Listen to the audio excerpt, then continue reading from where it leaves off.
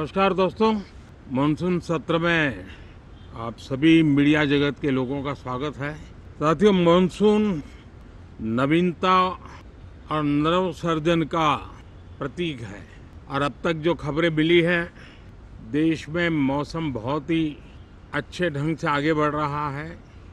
कृषि को लाभदायक मौसम की खबरें हैं और बारिश किसानों की अर्थव्यवस्था, देश की अर्थव्यवस्था, ग्रामीण अर्थव्यवस्था और इतना ही नहीं, हर परिवार की अर्थव्यवस्था में एक बहुत महत्वपूर्ण होता है। अब तक जो मुझे जानकारी दी गई है उस हिसाब से पिछले 10 वर्ष में जो पानी का भंडार हुआ है इस बार, वो करीब करीब 3 गुना हुआ है, जिसका आने वाले दिनों में भी देश के अर्थतंत्र को बहुत लाभ होगा। साथियों, ये मानसून सत्र राष्ट्र के लिए ये बहुत ही गौरवपूर्ण सत्र है। ये मानसून सत्र राष्ट्र के लिए एक अपने आप में विजयोत्सव का रूप है। और जब मैं कहता हूं कि सत्र राष्ट्र गौरव और विजयोत्सव का सत्र है, तो सबसे पहले तो मैं पहली बार इंटरनेशनल स्पेस स्टेशन पर भारत का तिरंगा झंडा वहां लहराना, ये हर देशवासी के लिए गौरव की पल है। देश में साइंस टेक्नोलॉजी के प्रति, इनोवेशन के प्रति नया उमंग और उत्साह भरने वाली ये सफल यात्रा रही है। और पूरे संसद, लोकसभा, राज्यसभा, दोनों सदन, देशवासी जिस गौरव का अनुभव कर रहे हैं उसमें एक स्वर से जुड़ेंगे, एक स्वर से इसका यशगान होगा, जो भारत को अंतरिक्ष में नई ऊंचाइयां पर पहुंचाने वाले जो भावी कार्यक्रम हैं उनके लिए भी प्रेरक बनेगा, प्रोत्साहक बनेगा। साथियों, ये मानसून सत्र एक विजयोत्सव है। पूरी दुनिया ने भारत की सैन्य शक्ति का, भारत के सैन्य के सामर्थ्य का रूप देखा है। ऑपरेशन सिंदूर में भारत की सेना ने जो लक्ष्य निर्धारित किया था 100% अचीव किया।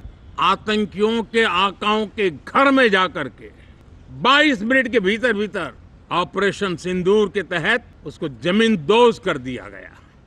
और मैंने बिहार की एक कार्यक्रम में इसकी घोषणा की थी, जो हमारी सैन्य शक्ति ने बहुत ही कम समय में सिद्ध करके दिखा दिया। और इसमें मेड इन इंडिया सैन्य शक्ति का ये नया स्वरूप, इस पर भी दुनिया बहुत आकर्षित हुई है। इन दिनों विश्व के जिन जिन लोगों से मिलना होता है तो भारत के इस मेड इन इंडिया जो औजार तैयार हो रहे हैं उसके प्रति दुनिया का आकर्षण बढ़ रहा है। मुझे विश्वास है कि जब सदन इस विजयोत्सव को एक स्वर में विजय के भाव से इस सत्र के दरमियान उन ओजस्वी, तेजस्वी भावनाओं को प्रकट करेगा, तो भारत की सैन्य शक्ति को बल मिलेगा, प्रोत्साहन मिलेगा, देशवासियों को प्रेरणा मिलेगी और सैन्य क्षेत्र में जो रिसर्च, इनोवेशन और मैन्युफैक्चरिंग हो रहे हैं, made in India defence equipment बन रहे हैं, उसको भी एक बल मिलेगा और जो भारत के नौजवानों के लिए नए रोजगार के अवसर पैदा करेगा।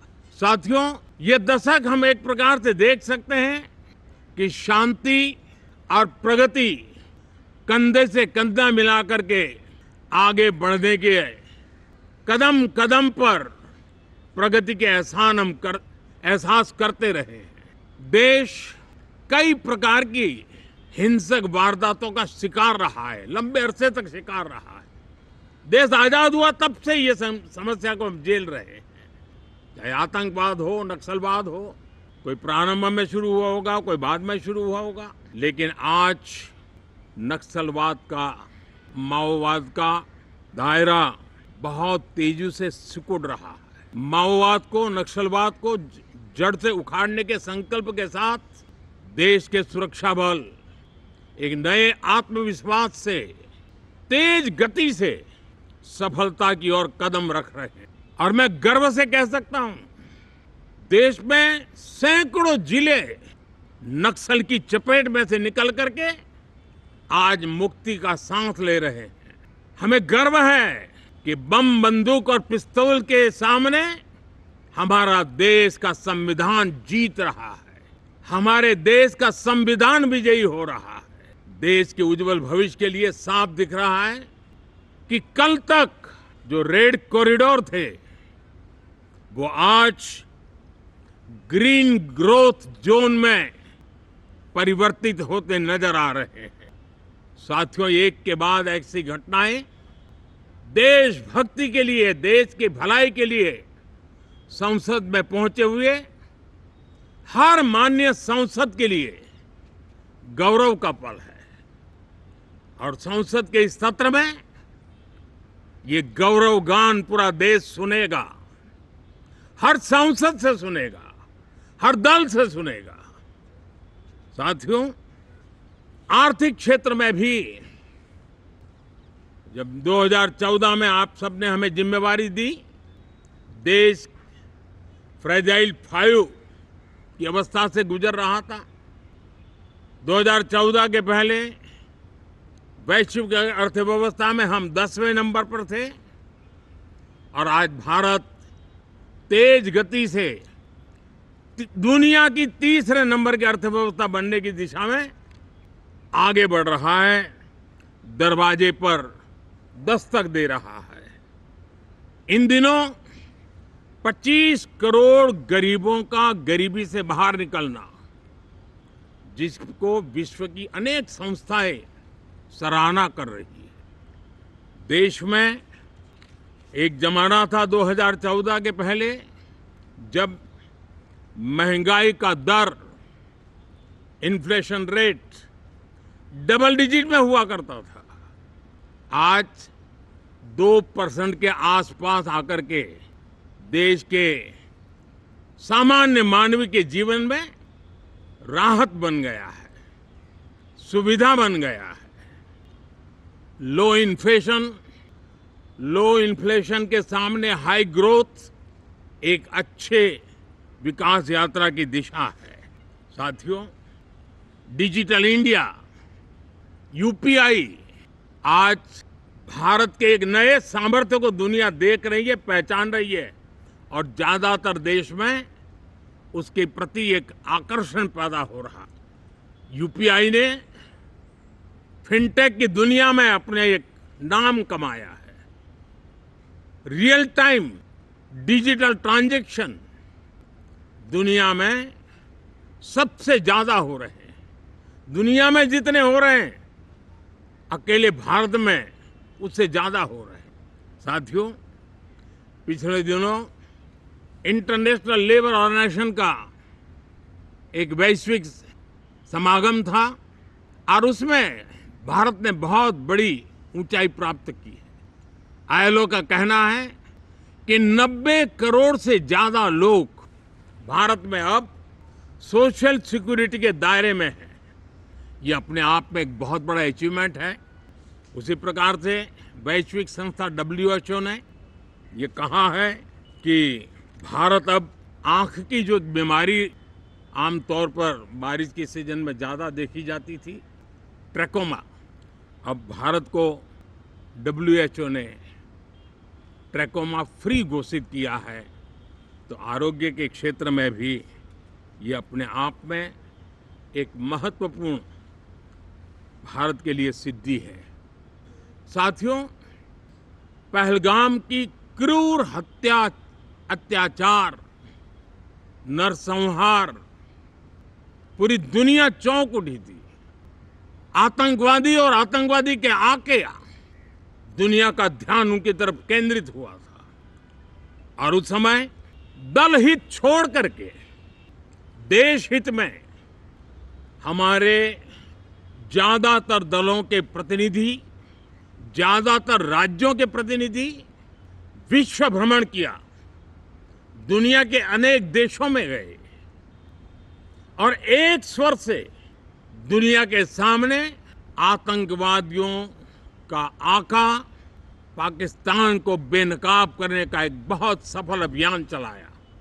मैं आज राष्ट्रहित में किए गए इस महत्वपूर्ण कार्य के लिए उन सभी सांसदों की सराहना करना चाहता हूं, सभी दलों की सराहना करना चाहता हूं और उसने देश में एक सकारात्मक वातावरण पैदा किया।